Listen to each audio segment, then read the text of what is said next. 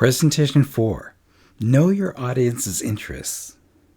A lot of expert speaking involves getting an audience to like you. It is helpful to select stories by what they're interested in. You can ask who the audience is and read about them and their business.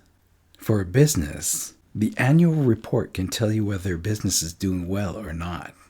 This way, you can avoid some sensitive spots. The two best parts of the annual report are, first, the balance sheet, which tells you if the business is profitable and how much they are investing in research and development.